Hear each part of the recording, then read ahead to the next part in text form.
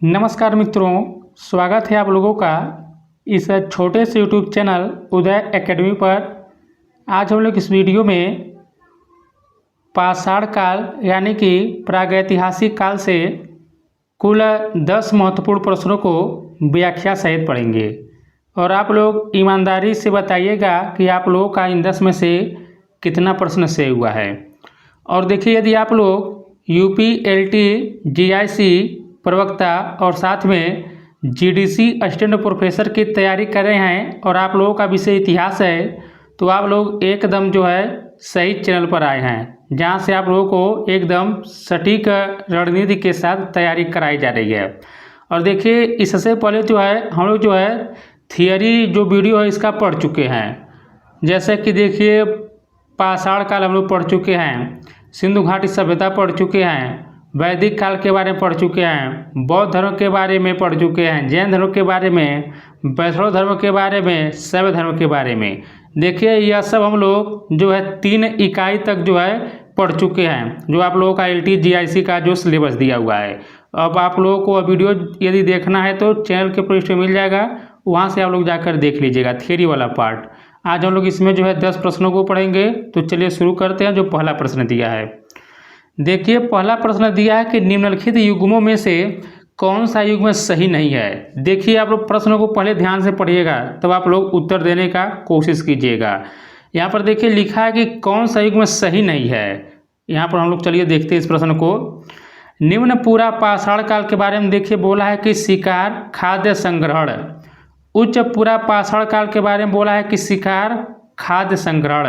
और देखिए मध्य पाषाण काल के बारे में बोला है कि शिकार, खाद्य संग्रहण। और देखिए नव पाषाण काल के बारे में बोला है कि खाद्य उत्पादन। यानी यह यहाँ पर लिखा है कि किस काल के लोग कैसे अपना काम करते थे, क्या उनका पेशा वैसा था। तो यहाँ पर देखिए इसका ऑप्शन नंबर होगा वह देखिए सी सही होगा। तो यहाँ पर देखिए जो सी दिया है यही यहाँ पर सही होगा। तो ये मध्य पाषाण काल के लोग शिकार, खाद्य संग्रहण के साथ साथ देखिए पशुपालन का भी काम करते थे। तो यहाँ पर देखिए सी होगा यही युग में सुमेलित नहीं है। और बाकी देखिए निम्न पूरा पाषाण काल के लोग शिकार और खाद्य संग्रहण बस करते थे। उच्च पूरा पाषाण काल के लोग शिकार और खाद्य संग्रहण, लेकिन मध्य पाषाण काल के लोग शिकार, खाद्य संग्रहण के साथ साथ पशुपालन भी करते थे। और देखिए नव पाषाण काल वाला सही दिया है खाद्य उत्पादन। अब हम लोग इसका व्याख्या देख लेते हैं, एकदम विस्तृत रूप से व्याख्या देखेंगे। देखिए मध्य पाषाण काल में मानव द्वारा शिकार, खाद्य संग्रहण के साथ साथ देखिए पशुपालन की शुरुआत हो चुकी थी। लोटेश्वर, देखिए लोटेश्वर यह गुजरात में स्थित है, से लगभग 4000 ईसा पूर्व के पशुपालन के साक्ष्य मिले। देखिए एग्जाम में पूछ लेगा कि लोटेश्वर से किसके साक्ष्य मिले हैं, तो पशुपालन के साक्ष्य मिले हैं। और आप लोग हमें कमेंट बॉक्स में बताइएगा कि ऐसे भी और 2 जगह हैं जहाँ से पशुपालन के साक्ष्य मिले हैं, कौन कौन से आप लोग हमें बताइए कमेंट बॉक्स में। देखिए नोट करके दिया कि अग्नि की जानकारी या खोज निम्न पूरा पाषाण काल में हुई, किंतु अग्नि का प्रयोग मध्य पाषाण काल के अंतिम चरण में हुआ।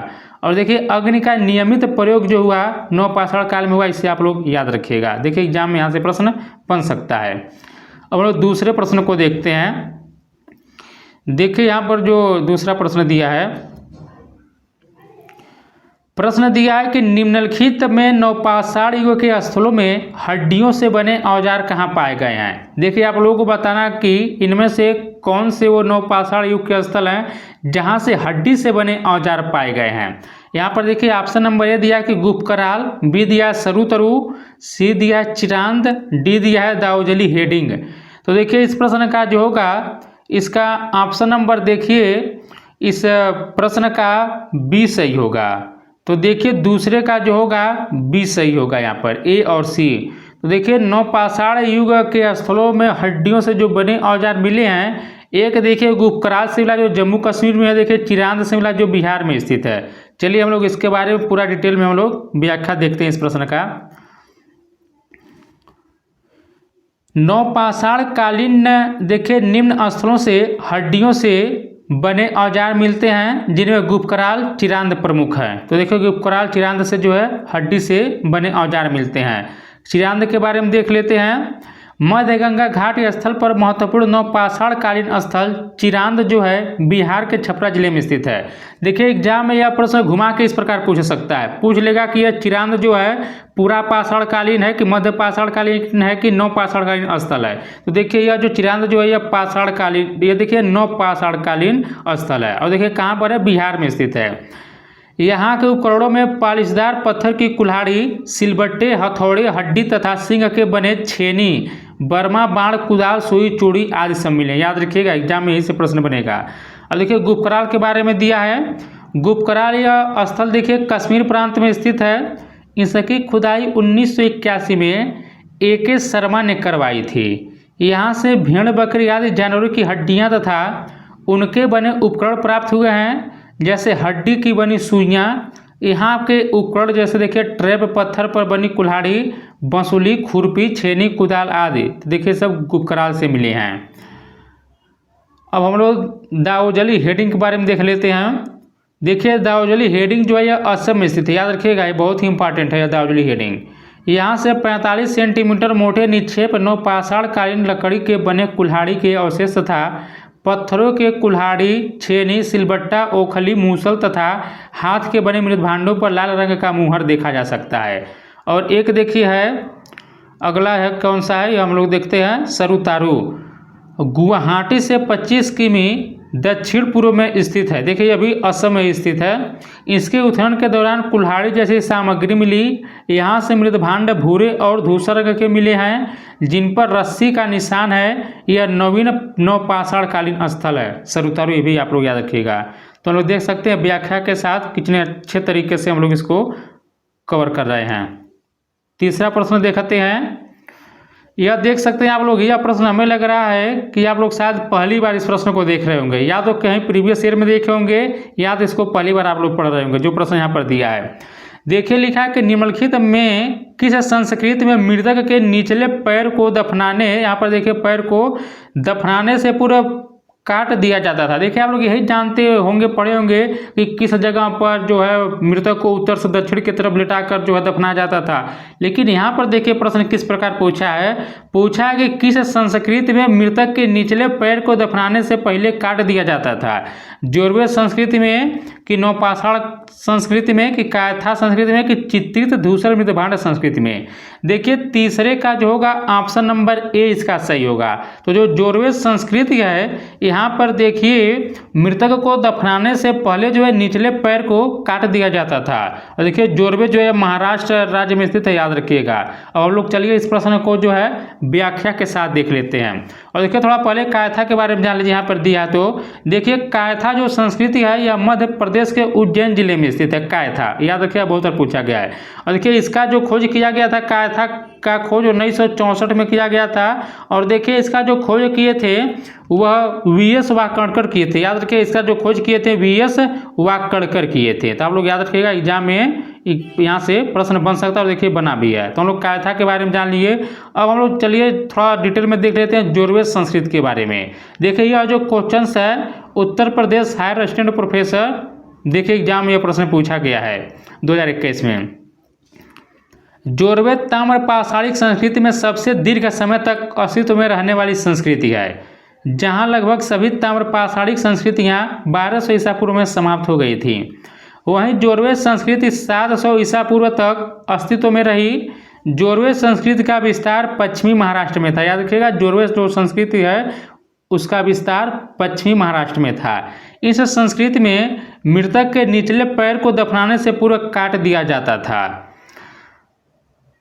जोरवे संस्कृति हालांकि ग्रामीण थी, किंतु इसकी कई बस्तियां जैसे दायमाबाद और इनाम गांव नगरीय अवस्था तक पहुंच गई थी। दायमाबाद, जोरवे, नेवासा, इनाम गांव, चंदौली, बहाल, प्रकाश आदि प्रमुख जोरवे संस्कृति के स्थल हैं। इनाम गांव से वृत्ताकार झोपड़ियों के साथ में याद रखिएगा। तो इनाम गांव से वृत्ताकार झोपड़ियों के सकते हैं, सभी एग्जाम में पूछेगा कि इनाम गांव का संबंध कहां से है, चंदौली का संबंध कहां से है, नेवासा का संबंध कहां से है। तो आप लोग बता दीजिएगा, सब जो है महाराष्ट्र से संबंधित है। और लोग चौथे प्रश्न को देखते हैं। प्रश्न हम लोग देख लेते हैं। देखें यहाँ पर सुमेलित करना है। देखिए एक तरफ सूची 1 दिया, दूसरी तरफ सूची 2 दिया है। तो आप लोगों को बताना है कि पैसरा का जो है, देखिए यहाँ पर पूछ भी लिया है कि कौन सा जगह किस मतलब राज्य में स्थित है। पैसरा कहाँ पर है, भीमबेटका कहाँ पर है, अनंगपुर कहाँ है, होशंगी कहाँ है। देखिए सबसे पहले इसमें जो आप लोग को आ रहा है, सबसे पहले आप लोग उसी को मिलाइए जो आप लोग को सबसे पहले यहाँ पर देखिए आ रहा होगा। तो देखिए आप लोगों में से अधिकतर लोग भीमबेटका के बारे में सुने होंगे, जानते होंगे। तो देखिए भीमबेटका जो है कहाँ पर है, मध्य प्रदेश में है। तो बी का ए सबसे पहले आप लोग मिला लीजिए। अब देखिए बी का एक कहाँ पर है। देखिए बी का एक जो है यहाँ पर डी नंबर होगा नहीं, क्योंकि बी का 4 यहाँ पर दिया है। और देखिए ए सही हो सकता है, बी हो सकता है, सी सही हो सकता है। अब हम लोग और देखते हैं। और देखिए हुंसगी जो है कर्नाटक में स्थित है। देखिए डी का 4 आप लोग देखिए, तो यहाँ पर देखिए बी का कौन सा होगा 1, और देखिए डी का जो होगा 4। अभी भी देखिए अब आप लोगों को यहाँ पर सी तो होगा नहीं, क्योंकि यहाँ पर हम लोगों को लेना है डी का 4। देखिए इन दोनों में अब से कोई एक हो सकता है। और देखिए पैसरा जो स्थित है वह यदि आप लोग देखेंगे तो पैसरा देखिए बिहार में स्थित है। ए का यहाँ पर 3 हो जाएगा। अब बचा आपका हरियाणा, और अनंगपुर हरियाणा में है।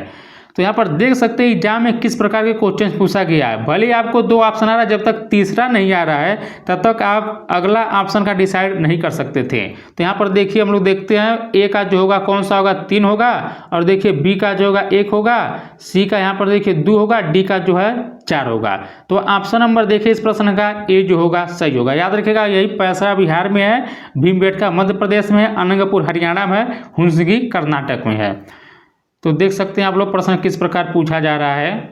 अगला हम लोग प्रश्न देखते हैं। देखिए अभी कूट वाला ही प्रश्न है, सूची का मिलान करना है। यहाँ पर देखिए चौथे नंबर का क्वेश्चन है।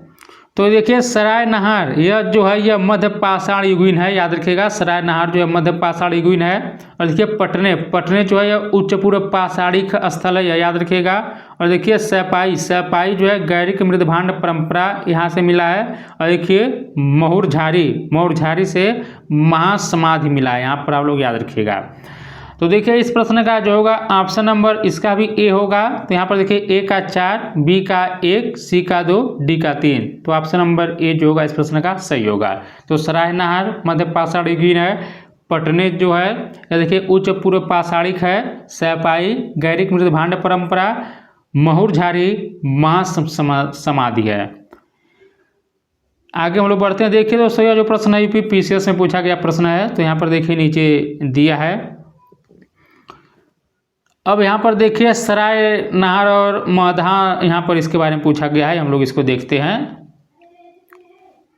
सराय नहर राय और महधा संबंधित है। आप लोग को बताना है कि यह किससे संबंधित है। विंध्य क्षेत्र की नव पाषाण संस्कृति से, कि विंध्य क्षेत्र की मध्य पाषाण संस्कृति से, कि गंगा घाट की मध्य पाषाण संस्कृति से, कि गंगा घाट की नव पाषाण संस्कृति से। देखिए यह जो क्वेश्चन है यूपी पीसीएस में पूछा गया प्रश्न है। देखिए दोस्तों हम अधिकतर प्रश्न जो है यूपी पीसीएस के द्वारा या यूपी पीएससी के द्वारा देखिए जो एग्जाम कंडक्ट कराया गया, इसके पहले जैसे देखिए यूपीएलटी का हुआ, जीआईसी का हुआ, जीडीसी असिस्टेंट प्रोफेसर का हुआ, बीईओ का हुआ, उन्हीं सब प्रश्नों पर हम लोग चर्चा कर रहे हैं। क्योंकि देखिए प्रीवियस ईयर के प्रश्नों का बनने का बहुत अधिक चांस रहता है एग्जाम में, इसलिए हम लोग इस प्रश्नों को देखिए व्याख्या के साथ पढ़ रहे हैं। तो देखिए सराय नहर राय के बारे में पूछा गया है। तो इस प्रश्न का देखिए जो 6 होगा इसका ऑप्शन नंबर जो होगा सी सही होगा। सराय नहर राय और महधा जो देखिए संबंधित है, यह गंगा घाट की मध्य पाषाण संस्कृति है। इसको आप लोग एकदम याद रख लीजिएगा, यह गंगा घाट की मध्य पाषाण संस्कृति है, सराय नहर राय और महधा। अगला हम लोग प्रश्न देखते हैं। प्रश्न नंबर हम लोग 7 देख लेते हैं। यहाँ पर देखिए थोड़ा इसका हम लोग व्याख्या देख लेते हैं, व्याख्या बहुत इंपॉर्टेंट है। गंगा घाट की मध्य पाषाण संस्कृति से सराय नहर राय और महधा संबंधित है। सराय नहर राय प्रतापगढ़ जिले में स्थित है। देखिए याद रखिएगा एग्जाम पूछाएगा कि सराय नहर राय जो है कहाँ पर है। तो सराय नहर राय उत्तर प्रदेश के प्रतापगढ़ जिले में स्थित है। यहाँ से 11 मानव समाधियों तथा 8 गर्त चूल्हे पाए गए हैं। कहाँ से? सराय नहर से। यहाँ एक समाधि ऐसी है जिसमें एक साथ 4-4 मानवों को लिटाया गया है। इसकी खोज केसी ओझा ने की थी। याद रखिएगा सराय नहर की खोज केसी ओझा ने की थी। तो देखिए सराय नहर जो है यह उत्तर प्रदेश में है। सर्वप्रथम गर्त चूल्हे का साक्ष्य यहाँ से मिला है। तीर तर्कस से लैस व्यक्ति का अवशेष मिला है, 14 मानव समाधान मिला है। और देखिए एक कब्र में 4 व्यक्तियों के कंकाल अवशेष एक ही कब्र के अंदर पाए गए हैं सरायनार से। हम लोग महदाह के बारे में यहाँ पर थोड़ा देख लेते हैं। महदाह नामक देखिए मध्य पाषाणिक स्थल है, यह भी प्रतापगढ़ जिले में स्थित है। यहाँ से भी मानव समाधियाँ प्राप्त हुई है। यहाँ से मानव समाधियों के अतिरिक्त पशुओं की अधजली हड्डियाँ, पूछ लेगा एग्जाम में कि कहाँ से जो है पशुओं की अधजली हड्डियाँ मिली है, तो महदाह से। और साथ में श्रृंग आदि भी प्राप्त हुई हैं, जिसके कारण इसे वध स्थल कहा गया है। महदाह की खोज इलाहाबाद विश्वविद्यालय के पुरातत्व विभाग तथा पट्टी तहसील के तत्कालीन परगनाधिकारी लाल बिहारी पांडे के नेतृत्व में की गई थी। आप लोग इसको याद रखिएगा। थोड़ा यहाँ पर देखिए महदाह के बारे में लिखा है। तो यहाँ से सर्वप्रथम 35 गर्त चूल्हों और स्तंभ गर्त के साक्ष्य मिला है। और देखिए बूचड़ खाने के साथ सबसे पहले यहीं से मिला है। हड्डी देखिए श्रृंग यानी कि सिंह के आभूषण यहाँ से मिला है। स्त्री पुरुष की युगल समाधि देखिए बहुत बार एग्जाम में पूछा, इसको आप एकदम इसको रट लीजिएगा।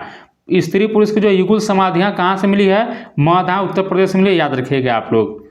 अगला हम लोग प्रश्न देखते हैं, प्रश्न नंबर 7। देखिए आप लोग इसको कर लेंगे क्योंकि हम इसको अभी पीछे इसका हम लोग जो एक्सप्लेनेशन किए हैं, तो इसको हम लोग देखते हैं 7वें नंबर क्वेश्चन को। यहाँ पर देखिए पूछा कि कौन सा सुमेलित नहीं है। कायथा कर्नाटक, चिरांद बिहार, पांडुराजा डेरी बंगाल, दामाबाद महाराष्ट्र। तो देखिए यहाँ पर पहला ही सुमेलित नहीं है, 7 का ए नंबर सही होगा। कायथा जो है कर्नाटक में नहीं है। कायथा हम लोग कहाँ पढ़े हैं, मध्य प्रदेश में है। तो कायथा कहाँ पर है, एमपी में है। तो ऑप्शन नंबर इसका यही पर सही होगा। बाकी चिरांद बिहार में है, पांडुराजा डेरी बंगाल में है, दामाबाद महाराष्ट्र में है। तो देखिए यह जो है बीपीएससी में पूछा गया प्रश्न, एक बार हम लोग व्याख्या देखते हैं। कायथा नामक पुरास्थल देखिए मध्य प्रदेश के उज्जैन जिले में स्थित है। यहाँ उत्खनन से ताम्र निधियाँ प्राप्त हुई है। इसे 12 मिहिर की जन्मभूमि कपिथक के रूप में पहचाना गया है। बिहार के सारण जिले में स्थित चिरांद एक नवपाषाणिक स्थल है। देखिए चिरांद एक नवपाषाणिक स्थल है, बिहार में स्थित है, जहाँ उत्खनन से आवास मिट्टी के बर्तन, छोटे आकार एवं गोल समानांत वाली कतिपय कुल्हाड़ियाँ प्राप्त हुई हैं। यहाँ की अन्य विशेषता हड्डी तथा श्रृंग पर बने उपकरण हैं। दामाबाद महाराष्ट्र में स्थित एक प्रमुख पुरास्थल है, जहाँ के उत्खनन से गैंडा, एक हाथी, एक भैंसा, एक रथ आदि प्राप्त हुए हैं। पांडुराजा ढेरी पश्चिम बंगाल में स्थित एक प्रमुख आदि ऐतिहासिक पुरास्थल, याद रखिएगा, एग्जाम पूछ लेगा यह पांडुराजा ढेरी के बारे में। तो देखिए कहाँ पर, पश्चिम बंगाल में स्थित है, एक आदि ऐतिहासिक पुरास्थल है, जहाँ से आदि ऐतिहासिक काल के कुछ प्रमुख पुरातात्विक साक्ष्य मिले हैं। देखिए दोस्तों, जिस प्रकार के क्वेश्चन आप लोगों को कराए जा रहे हैं, इसी प्रकार के क्वेश्चन आप लोगों को एग्जाम में देखने को मिलेगा।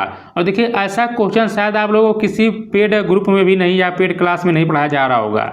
और यहाँ पर आप लोगों को एकदम फ्री में निःशुल्क में देखिए यूट्यूब पर इस चैनल के द्वारा आप लोगों को जो है इस प्रकार के क्वेश्चन लाए जा रहे हैं जो एग्जाम में पूछे जा रहे हैं। और देखिए आप लोग यह देखकर मत घबराइएगा, भले आप लोग कोई 10 में से 3 किए होंगे, 5 किए होंगे। देखिए कम जा रहा है तो टेंशन मत लीजिएगा आप लोग, क्योंकि यह जो क्वेश्चन हैं देखिए एग्जाम में अब ऐसे ही क्वेश्चन आप लोगों को देखने को मिलेगा।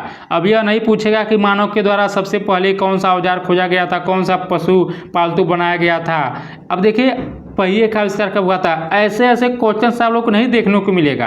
अब देखिए अब क्वेश्चन का पैटर्न बदलता जा रहा है धीरे धीरे, तो आप लोगों को यही जो लेवल है, यही पैटर्न आप लोगों को आपके LT GIC registry assistant professor में पूछा जाएगा। इसलिए आप लोग इस प्रकार के प्रश्नों को पढ़िए। और बाकी चैनल वाले क्या करते हैं, एकदम इजी क्वेश्चन कराते हैं, आप लोग कहते हैं हाँ 10 में 8 कर लेते हैं, 10 कर लेते हैं, आप लोग बहुत खुश होते हैं। और जब एग्जाम देने जाते हैं तो कहते हैं कि हमने तो पूरा टॉपिक पढ़ा था, लेकिन ये प्रश्न कहाँ से बना दिए हैं सब। तो प्रश्न यहीं से सब बनाते हैं जहाँ से आप लोग को इस चैनल के द्वारा कराया जा रहा है। तो आप लोग इसको चैनल को देखिए, मैं आप लोगों से कहीं भी नहीं कहा हूँ को लाइक कीजिए, शेयर कीजिए वीडियो को जो भी, लेकिन यदि आप लोग को यह कंटेंट अच्छा लग रहा है तब आप लोग वीडियो को लाइक कर दीजिएगा और शेयर करिएगा और चैनल को सब्सक्राइब भी कर लीजिएगा।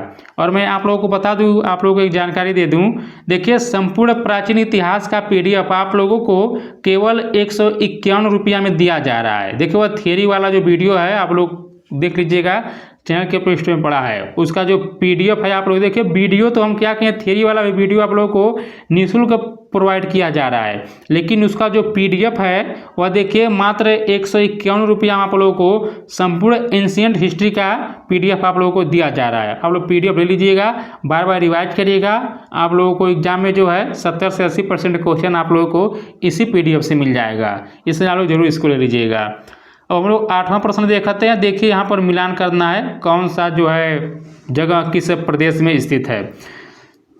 तो चलिए हम लोग इसका मिलान करते हैं। देखिए यहाँ पर सबसे पहले जो आ रहा है इसको आप लोग मिलाइए। यहाँ पर देखिए मिलान ही वाला ही क्वेश्चन दिया गया है। यहाँ पर देखिए गिलुंड, गिलुंड देखिए यहाँ पर गिलुंड लिखा है, कहीं गिलुंद भी लिखा रहता है। देखिए यह जो स्थित है यह राजस्थान में स्थित है। यहाँ पर डी का देखिए 4 होगा। अब यहाँ पर एक बार देखिए डी का 4 किस में दिया है। तो देखिए डी का 4 जो होगा पहले में दिया है, बी में दिया, बाकी सी और डी यहाँ पर देखिए नहीं होगा। अब यहाँ पर देखिए डी का 4 हम लोग पकड़ लिए। अब देखिए जो आगे हम लोग इसमें देखते हैं। देखिए यह जो दिया है तेक्कलकोटा, तेक्कलकोटा यह कर्नाटक में स्थित होगा। तो तेक्कलकोटा कर्नाटक में है और देखिए गिलुंड जो है राजस्थान में है। अब यहाँ पर हम लोग देखते हैं जखेरा। देखिए जखेरा जो होगा यह उत्तर प्रदेश में स्थित है, तकाली हाता महाराष्ट्र में स्थित है। तो देख सकते हैं एग्जाम में किस प्रकार का क्वेश्चन पूछा गया है। तो यहाँ पर देखिए ऑप्शन नंबर ए यहाँ पर सही हो रहा है। तो ए का 3 तेक्कलकोटा कर्नाटक में है, तकाली हाता महाराष्ट्र में है, जखेरा उत्तर प्रदेश में है, गिलुंद राजस्थान में स्थित है, याद रखिएगा। देखिए यहाँ पर व्याख्या थोड़ा थोड़ा हम देख लेते हैं इन चारों जो ऑप्शन दिया था। देखिए तेक्कलकोटा यह भारत के कर्नाटक में एक पुरातात्विक स्थल है। यह भारत के कर्नाटक राज्य में बेल्लारी जिले के सिरुगुप्पा तालुक में एक पूर्व ऐतिहासिक नौपाषाण स्थल, याद रखिएगा। देखिए एग्जाम में सब पूछ लेता है कि नौपाषाणी का स्थल है कि पूरा पाषाणी का स्थल है, तो ये सब आप लोग याद रखिएगा इसको। और तकाली हाता देखिए यह भारत के महाराष्ट्र में एक पुरातात्विक स्थल है। यह अपनी चित्रित धूसर मृदभांड संस्कृति के लिए प्रसिद्ध है, जो दूसरी शताब्दी, यहाँ पर देखिए सहस्राब्दी दिया है, ईसा पूर्व के मध्य में फली फूली। अब हम लोग जखेरा के बारे में देखते हैं। देखिए जखेरा भारत के उत्तर प्रदेश में एक पुरातात्विक स्थल है। यह अपनी हड़प्पा सभ्यता की बस्ती के लिए प्रसिद्ध है, जो तीसरी से दूसरी शताब्दी ईसा पूर्व तक बसी हुई थी। और देखिए गिलुंद, गिलुंद जो है यह भारत के राजस्थान में एक पुरातात्विक स्थल है। यह अपनी महापाषाणी कब्रों के लिए प्रसिद्ध है, जिनका निर्माण दूसरी सहस्राब्दी ईसा पूर्व में किया गया था। तो देख सकते हैं आप लोग कितने डिटेल में आप लोगों को जो है क्वेश्चंस की व्याख्या कराया जा रहा है। 9वें नंबर का हम लोग क्वेश्चन से देखते हैं। देखिए प्रश्न नंबर 9 दिया है, नौपाषाण स्थल दावोजली हेडिंग निम्नलिखित में से किस क्षेत्र में स्थित है। देखिए दावोजली हेडिंग के बारे में पूछा है। यहाँ पर देखिए आप लोग को बताना है कि उत्तरी कछार पहाड़ियाँ कि मिसमी पहाड़ियाँ में स्थित है, कि अबोर पहाड़ियाँ में, कि मिजो पहाड़ियाँ में। देखिए इस प्रश्न का ऑप्शन नंबर ए सही होगा। नौपाषाण स्थल दावोजली हेडिंग जो है यह उत्तरी कछार पहाड़ियों में स्थित है, आप लोग इसको याद रखिएगा। अब थोड़ा यहाँ पर देखिए दोस्तों, यह जो क्वेश्चन है हम इसको जो है यूजीसी नेट जेआरएफ से उठाए हैं, क्योंकि देखिए यह बहुत ही इंपॉर्टेंट स्थल है नौपाषाण काल का जो दावोजली हेडिंग है। देखिए इसका ऑप्शन नंबर ए सही होगा। अब थोड़ा हम लोग मिसमी के बारे में देख लेते हैं। देखिए मिसमी जो पहाड़ियाँ हैं यह अरुणाचल प्रदेश में स्थित है। अबोर देखिए ये भी अरुणाचल प्रदेश में स्थित है। देखिए मिजो पहाड़ियाँ मिजोरम में स्थित एक पर्वतमाला है, जो पटकाई पहाड़ियों की उपश्रृंखला, आप लोग इसको भी याद रखिएगा। थोड़ा हम लोग व्याख्या देखते हैं प्रश्न नंबर 9 का। दावोजली हेडिंग पूर्वोत्तर भारत के उत्तरी कछार पहाड़ियों में स्थित एक महत्वपूर्ण नौपाषाणकालीन स्थल है। यह स्थल असम राज्य के अंतर्गत आता है और इसके ऐतिहासिक और पुरातात्विक महत्व ने इसे एक प्रमुख शोध क्षेत्र बना दिया है। इस स्थल पर 1867 में जॉन लुबाक ने असम की ब्रह्मपुत्र नदी घाटी में नौपाषाणकालीन उपकरणों की खोज की थी, जो इस क्षेत्र में प्राचीन मानव सभ्यता की उपस्थिति को दर्शाते हैं। तो यही है दावोजली हेडिंग। अगला हम लोग क्वेश्चंस देखते हैं। प्रश्न नंबर 10 दिया है। देखिए यह प्रश्न आप लोग ध्यान से इसको पढ़कर बताइएगा। भीमबेटका शैल चित्रों में निम्नलिखित में से कौन सी विषय वस्तु चित्रित नहीं की गई। जो भीमबेटका का जो शैल चित्र है इसमें कौन सा चित्र चित्रित नहीं किया गया है। पक्षियों का आखेट, कि पशुओं का आखेट, कि खाद्यान्न पर निर्भर पक्षियों का बसेरा, कि पक्षियों और पशुओं दोनों का आखेट। देखिए 10 का ऑप्शन नंबर सी यहाँ पर सही होगा। तो यहाँ पर देखिए खाद्यान्न पर निर्भर पक्षियों का बसेरा यह जो है शैल चित्रों पर चित्रित नहीं किया गया है। व्याख्या देख लेते हैं। भीमबेटका देखिए जो है यह रायसेन जिला मध्य प्रदेश में। और देखिए कभी कभी एक जगह अब्दुल्लागंज दे दिया रहता है, पूछ लेगा कि भीमबेटका कहाँ पर है। यदि देखिए ऑप्शन में अब्दुल्लागंज है तो अब्दुल्लागंज को टिक कीजिएगा, क्योंकि यह प्रश्न यूपी पीसीएस में पूछा गया है। तो भीमबेटका जो है रायसेन जिला मध्य प्रदेश में स्थित है। देखिए इसका जो खोज किए थे विष्णुधर वाकड़कर, यही है वीएस वाकड़कर के द्वारा 1997। देखिए कायथा और इसका दोनों खोज किया गया था। कला का नाटकीय साक्ष्य भीमबेटका के सभाकक्ष ऑडिटोरियम से प्राप्त होता है। भीमबेटका से 642 गुफाएं प्राप्त होती हैं, जिनमें 400 में चित्रों का अंकन है। इसमें कुल 16 रंगों का प्रयोग हुआ, परंतु सफ़ेद व लाल रंग का सर्वाधिक प्रयोग हुआ है। यह भी पूछ लेगा किस रंग का सबसे अधिक प्रयोग हुआ है, तो सफ़ेद व लाल रंग का। यहाँ उच्च पूरा पाषाण काल व मध्य पाषाण काल के चित्र मिलते हैं, परंतु इनमें भी मध्य पाषाण काल के चित्र सर्वाधिक संख्या में हैं, जबकि चित्रकारी का प्रारंभ उच्च पूरा पाषाण काल से हुआ था। देखिए जंतुओं की 29 प्रजातियों का वर्णन किया गया है।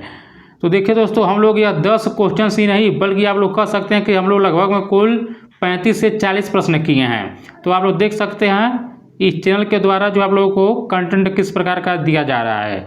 तो यदि आप लोगों को यह वीडियो अच्छा लगा है तो दोस्तों वीडियो को लाइक कर दीजिएगा, शेयर कीजिएगा, चैनल को सब्सक्राइब कर लीजिएगा। और हमारे जो वह सीरीज चल रहा है आप लोगों का थियरी वाला क्लास, उससे जुड़ने के लिए या उसका PDF पाने के लिए आप लोग व्हाट्सएप पर मैसेज कीजिएगा। नंबर आप लोग को दिखाई दे रहा है स्क्रीन पर, उस पर आप लोग मैसेज कीजिएगा। 151 रुपये में आप लोगों को संपूर्ण प्राचीन इतिहास का PDF आप लोग को दिया जाएगा। वहाँ से आप लोग जाकर एकदम बढ़िया से तैयार कर लीजिएगा, अपना रिवाइज करते रहिएगा। तो मिलते हैं हम लोग अगले वीडियो में, तब तक के लिए नमस्कार, जय हिंद, जय भारत।